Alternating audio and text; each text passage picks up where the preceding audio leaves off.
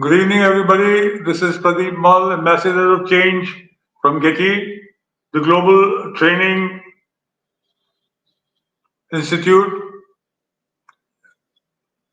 from Lucknow. We are the premier institute in training teachers and principals all over India, and we have many in-service and pre-service programs. For more information on this, please go to 740-840-1000. You are right now on our disruptive education platform. On this platform, we have met with and interacted with more than 1,200 educators from India and all over the world. And this evening, we have for you Mr. Narendra Kumar Sinha.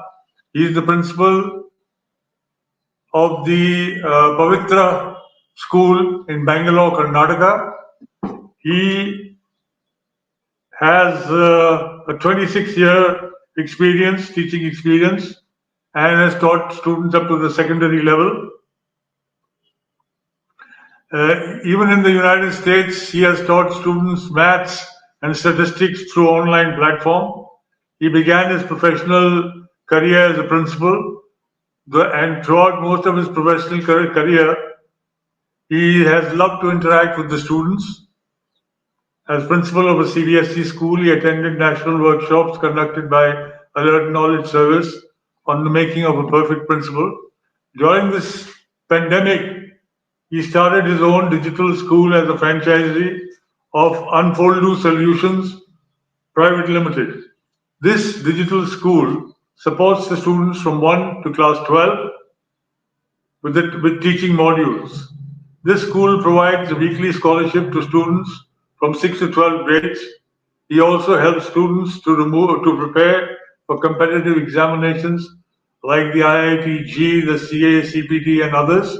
He has won several laurels and awards like the APJ Abdul Kalam International Educator Honor 2020 by the Shri Krishna Enclave, the Global Excellence Award by Global Digital Academy, also of 2020, the Guru Upanishad Samman by CWSIR on the 13th of December 2020, and so on. He has many of these awards, including the Best Principal Award in 2020. He has many professional achievements also, and one with the IDYM Foundation, and he's a member of that, and so on. With the Brixton Church and University, he's the Doctor of Humanity of Brixton Church. So thank you, sir, for being with us this evening. He will be speaking on stress-free schools. Thank you, sir, for being with us, and over to you, sir. Thank you for the lovely introduction, sir. At the outset, I would like to thank Dr. Smita Gandhi, under whom I worked way back in 2013-14. I too worked as a global education center in Lucknow, which has done tremendous job of having really 58,000 students in CMS school, Lucknow.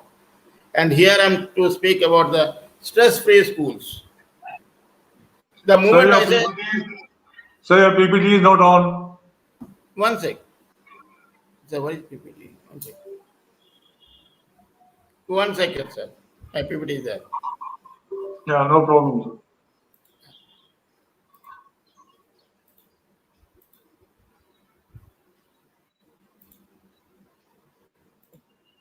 Yes, sir. Okay, sir. Yes, okay, sir, no problem. So, what do my stress-free schools? See, first of all, the word stress itself remains with the person right from his birth till his death. He is born under stress, lives under stress, and dies under stress, knowingly or unknowingly. In Hindi, we call this as chinta. And there is another word which is called a chita. So what is the difference between chita and chinta? We know that chita is the one on which a dead man is kept before he is buried or he is burnt. And there is nice Sanskrit sloka which says, Chita chinta samaprokta vindu matram vishesata sajivam dahate chinta nirjivam dahate chita. What it means? It means that there is only one difference of bindu, which is a point. When you write in Devanagari, Chita and Chinta has got a small difference of putting a point there. But the difference is vast. It says the Chita, which is in English fire, fire burns the dead body, and the stress, which is Chinta, burns down the whole life. So what I mean to say is, stress impairs the judgment. That means you can't think properly when you're under stress. Just as the morning mist creates a hazy covering on the sunlight. In anger, people commit mistakes. When we're stressed, we definitely make mistakes. And later we think, why did you do this? Because our buddhi or the intellect is shrouded by our own doubts that am I doing this right or am I doing this wrong? So I repeat, stress is the feeling of being under too much emotional and mental pressure. And if I have to put it mathematically, stress is nothing but force exerted per unit area. Let me elaborate it more further. When I say force, this force can be physical or it can be mental, because the stress is directly imbibed on your brain. It means that more pressure you put on the brain, more stressed you are. Now, what are the effects of stress? The first one is arrhythmia. It is, believe it or not, the physical and mental stress that anger produces can trigger. You never know when you're angry what mental stress you are undergoing. Second thing is liver damage. Your liver gets damaged. In addition, your gallbladder is at risk due to the effects of anger. When you're angry, your gallbladder gets affected. Muscle aches. There is body pain. Whether you are angry with your boss, partner, children, or long commutators, or in my case, with the students or the staff, the muscle starts aching. Now, research has shown that continuous level of stress leads to what? Increased risk for heart attack, that is, we are prone to heart attacks and strokes, which is very fatal. A weakened immune system, making it harder to fight infection. You can't fight infection if you are under stress. Heart diseases, which are of many kinds, connected to the repressed anger. Increased level of anxiety and shortened lifespan due to impact of the body. That is, when you are under stress, you have all these heart problems which are not heard of, but this can be very fatal. Now, can I manage this stress? This question has been in time most recently because we have seen the people working from home. These days, WFH or work from home has been synonymous with the persons who are working in IT industries. We say, I'm working from home. Fine. If they work from home, what kind of stress are they undergoing? If they are a software engineer, he has got projects to complete. For teachers, we of course have many more works. What we try to do is how to manage the classes virtually. Physically, you can manage the class, but virtually, how do I manage? How to reach out my children? What they understood or not? So for that, we have got techniques. First thing is keep a positive attitude. Be always positive. Though of course, positive now these days is not taken in a right sense. We say he is corona positive, we stay away from him. But yes, to keep your stress under control, have a positive attitude. Think always positive. Think that yes, you have no stress. Second thing, accept that there are events which you cannot control. There are many things which is under our control. So why to worry about that? Be assertive instead of aggressive. You should be assertive. Don't be aggressive. Don't show that yes, you are under anger or you have so much power. No, be assertive. That's enough. Assert your feelings, opinions, or beliefs instead of becoming angry, defensive, or passive. Don't be too passive, or don't be too assertive or too bold, but yes, keep under control. Learn to manage your time more effectively. Everyone's got only 24 hours in a day. Try to manage your time properly. Set limits appropriately and say no to requests that would create excessive stress in your life. Don't try to take too many works for a given time. There is a popular saying, yes, he's a multitasker. He can do 5-6 works at a time. Only the person who does 5-6 work at a time knows the stress he's undergoing. So try not to have too many workload for a given period of time, because your brain is small and you use hardly 0.5% of the brain all the time. We don't use 99.5% of the brain. Next, make time for hobbies and interests. Everyone must have some hobbies or the interest so that he can keep the stress under control. Do not rely on alcohol, drugs, or compulsive behaviors to reduce stress. These days it has been fashionable that yes, one who is working overnight or is working from the home, he depends on alcohol, drugs. But yes, there are exceptions. I am not an alcoholic. I don't drink. I do not take drugs. As a teacher, definitely these are a big no for my students, for myself.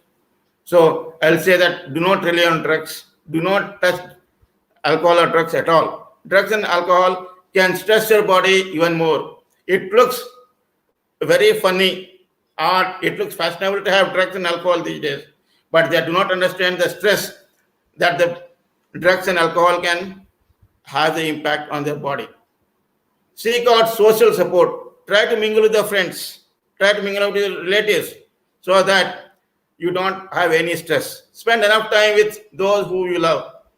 Those you love can be your wife, can be your friends, can be your relatives, can be your students in our case, or can be any unknown person with whom you feel that you vibe very well socially.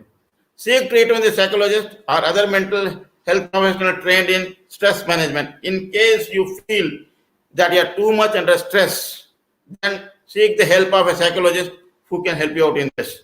Or biofeedback techniques to learn more healthy ways of dealing with the stress in your life.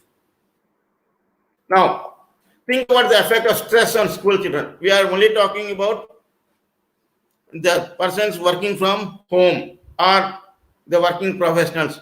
How about the children, about whom I am more concerned? Can a parent or school afford to have stress?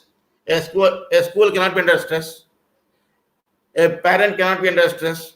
So I would say, answer is certainly no. We should not be under stress. So CBS has come with the idea of stress-free schools. We are trying to have the schools which do not have any stress at all. So what is stress-free school would be the next question. Stress management is the process of learning how to recognize the signs of stress and taking actions to calm down and deal with the situation in a positive way. As a school principal myself, I have undergone the stress while working in a school.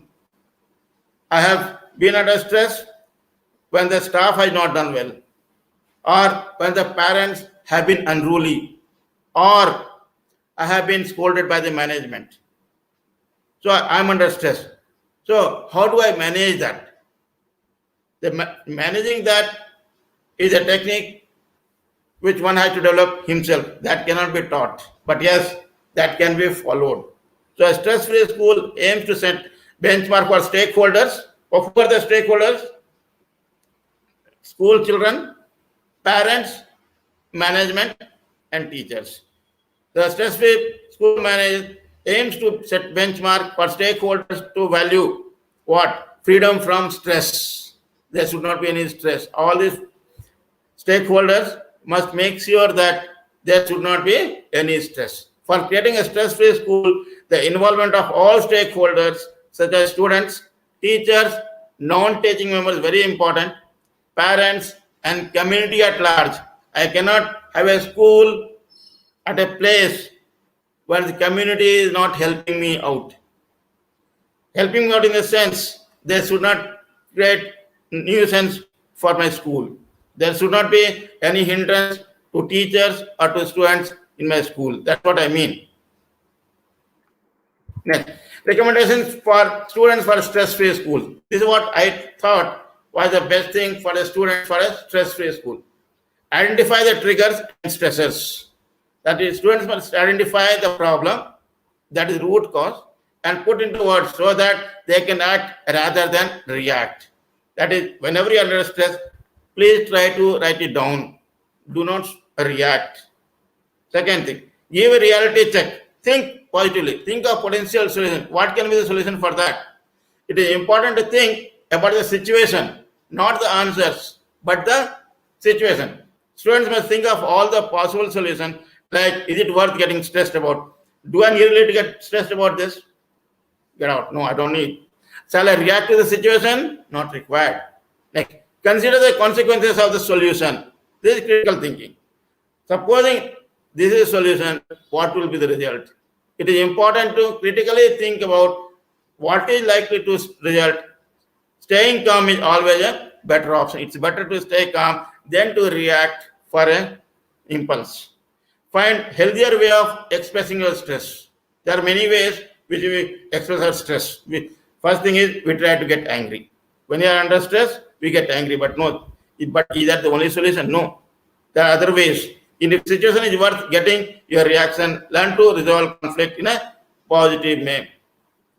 Stay calm by taking care of your overall health. A person must be totally fit or healthy to stay calm. Mental and physical well-being can help diffuse stress. If you are mentally and physically well, you will not have stress, or you can diffuse stress. Practice relaxation techniques, very important. We practice yoga, exercise daily, develop a hobby, and practice gratitude. Have a habit of thanking each and everyone whom you meet. That will help you to lower down your stress. Just by saying a plain word, thank you, has such a great effect on the person who receives the thank you word. Reflecting upon the decision, think why you took the decision. After you have acted, the situation is over. Spend some time reflecting about how it went. It helps you learn better about yourself. Supposing you have done something wrong, think about that. What I could have done so that this could have been avoided, or did I do this better? It is okay to ask for help. Sometimes we see that people are hesitant to ask for the help. They feel, how can I ask for help from a person whom I don't know? But there's nothing wrong in asking for help. If despite putting these techniques into practice, it is difficult for you to manage anger, it's okay. Or to ask help. You can ask your parents, teachers, counselors, or specialists. Now, staff and families for a stress-free school. We have got staff, we have got the families for the schools. So, acknowledge that stress can perfectly be normal. Emphasize that stress can be expressed in a calm and respectful manner. If you are under stress, you do not have to shout. You don't have to be aggressive enough. That can be in a respectful way also, you can say. Recognize the difference between stress and aggression. There is difference, huge difference between stress and aggression. The two are similar, no doubt. If you look at the English word, stress and aggression, they may mean similar. They may occur together.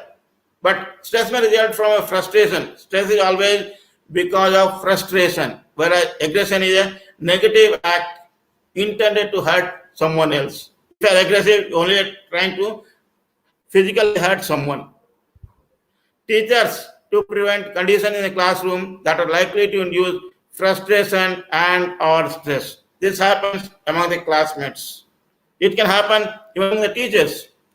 For example, be sure the tasks and expectations are appropriate for the student's age and abilities. Whenever you are giving any homework or any activity, see that whether the student can do that or not. In case he cannot do, he'll try to compare that with someone who is doing that, and there may be conflict, there may be some fights, because the person who is not able to do, he may be frustrated.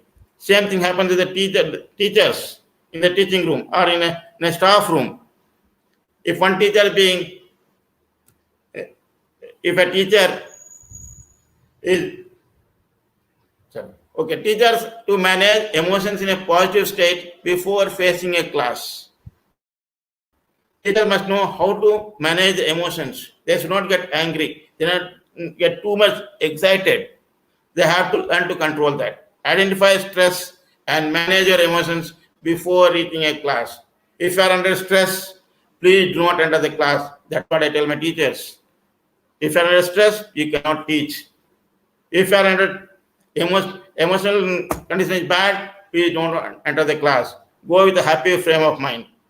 Be proactive before a stressed outburst erupts. Before you are getting too angry and unable to control, talk to your class, with your class about acceptable and not acceptable ways. Talk about what can be told in the class, what should not be said told in the class.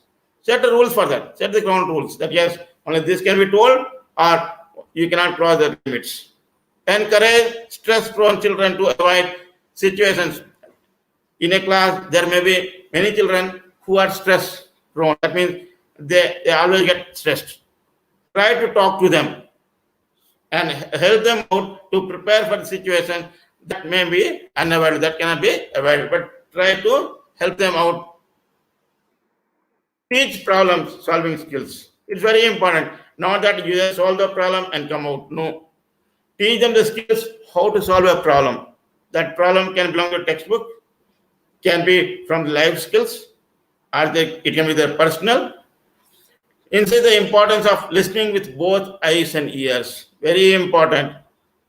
The teacher just hear with the ears and give the decisions. No. They must keep both the eyes and ears open. That means they must be open to the ideas. And when a person is talking, he must look very close to his eyes to see his real intention. Thinking of different ways to solve a problem. Encourage a child to slow down and think before he or she acts. This is very important. These days, children are very impulsive. They take decisions very fast. Ask the children to calm down, to slow down in their thinking, or slow down in their reactions. Teaching children techniques of assessing the situation before acting can reduce these behaviors from occurring. If you ask a child to slow down, he'll definitely think, why did the teacher ask me to do this? This will help him to control the emotions. Teach basic stress management techniques like deep breathing, keeping journals, etc. These days, deep breathing practice is very much in focus because of the yoga. And keeping journal, that is, keep the magazines, keep the newspapers, ask them to read that. Once they read that, their mind is diverted, and that can relate to the stress management. Encourage the students to walk away and cool off. If you see that it is too much stress, ask him to just take a walk. Ask him to stay away from that situation. This can help him avoid allowing his stress to overcome him. This will make him feel that yes, he will not be stressed any further. Be an example. Very good. You have to always be an example for these things. Model appropriate ways of handling difficult situations and frustrations. We must always have a model for that. Give examples of handling by thinking aloud when you are angry.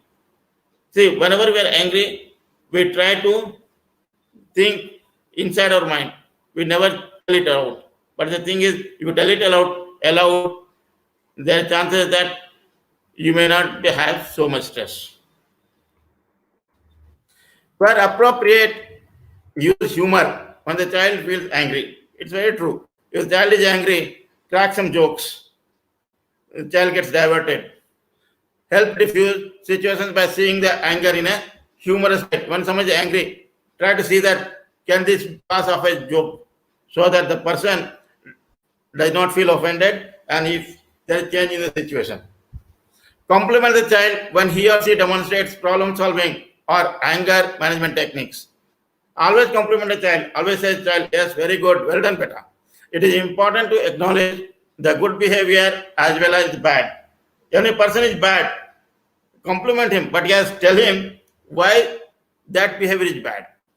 So that he will realize, yes, I did a bad thing and my teacher has corrected that. School environment for an anger-free school. Listen to me box, first thing. That must be put. Listen to me box for staff and students to freely express their concerns. Sometimes the teachers and the students are afraid to talk to their higher ups. So it's better that they write it and put it in a box. It's called as a listen to me box. Display boards on themes of empathy, tolerance, compassion, etc. Active committee for addressing complaints for display of anger in the school premises. We must have the committee members who are very active for addressing these complaints. Positive behavior support system in school, where reading calmly to situations should acknowledge in form of rewards. You feel that someone has acted accordingly to the situations, reward him. That will act as a tonic to other persons also. Empathy. A key focus should be on instilling empathy in the ethos of the school environment. Community for anger-free zone. We must have an anger-free zone for a particular community. If you are not a student, staff member, family member of student, or any other stakeholder and are visiting school for some purpose, you are requested to follow Visitors Code of Anger Free School. So far, this has not come up. We have just visitors gallery or visitors diary or visitors board. We must have the visitors code of anger free schools. Display boards to put at vantage points. Thank you.